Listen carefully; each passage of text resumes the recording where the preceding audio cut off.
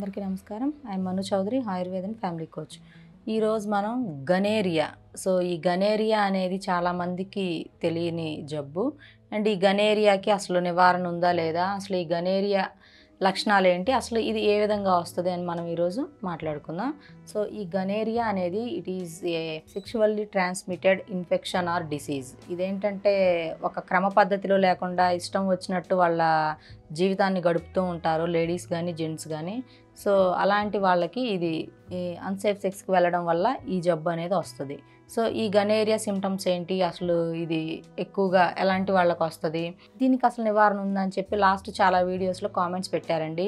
దీనికి నివారణ అయితే ఉంది, కాకపోతే దీనికి మేము చెప్పిన విధంగా వీళ్ళు ఒక క్రమ పద్ధతిలో మెడిసిన్ వాడుకుంటూ వాళ్ళ లైఫ్ స్టైల్ అనేది కొంచెం మంచిగా ఉంటేనే ఈ జబ్బులు అనేవి తగ్గుతాయి.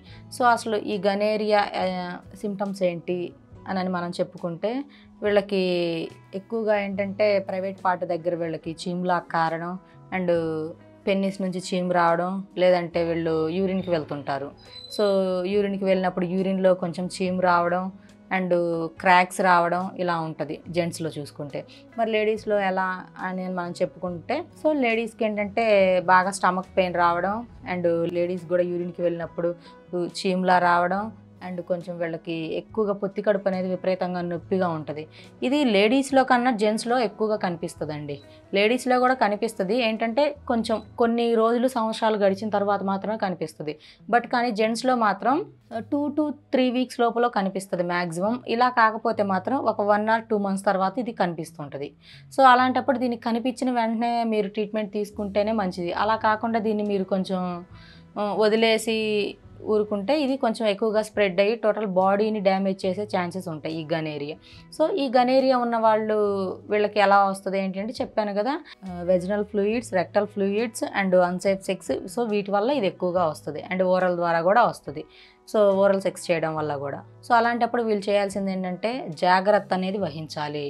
ఇప్పుడు రోజులో ఏంటంటే కొంచెం ఎక్కువగా ఫ్రీడమ్ ఎక్కువైంది, వీళ్ళకి ఇష్టం వచ్చినట్టు చేస్తున్నారు. వీటి వల్ల ఏమవుతుందంటే ఇలాంటి ఈ సుఖ వ్యాధులు, ఈ సుఖ వైరస్లు అటాక్ అయితే టోటల్లీ లైఫ్ మొత్తం కొలాప్స్ అవుతుంది. అందుకని చెప్పి మెయిన్లీ నేను చెప్పేది ఎవరికి అంటే టీనేజర్స్లో, యుక్త వయసులో ఉన్న అబ్బాయిలకి అమ్మాయిలకి చెప్పాలి. ఎక్కువగా ఇది వీళ్ళల్లోనే కనిపిస్తుంటుంది. వీళ్ళు ఏంటంటే కొంచెం ఫ్రీడమ్ ఎక్కువ, ఈ జాబ్స్ అని, ఎడ్యుకేషన్స్ అని చెప్పి ఇంట్లో నుంచి పేరెంట్స్కి దూరంగా ఉంటున్నారు. వీళ్ళకి ఏంటంటే మంచి చెడు చెప్పేవాళ్ళు లేకపోవడం, తెలియక కొంచెం ఇలాంటి తొందరపాటు ఈ జబ్బులకు గురవుతున్నారు.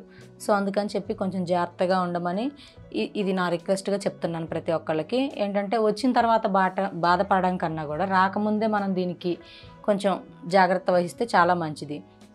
ఇది ఈ విధంగా వస్తుందండి. ఎందుకంటే జెంట్స్లోనే కొంచెం ఇది ఫాస్ట్గా కనిపిస్తుంది, లేడీస్లో కూడా కనిపిస్తుంది, కాకపోతే కొంచెం లేటుగా కనిపిస్తుంది.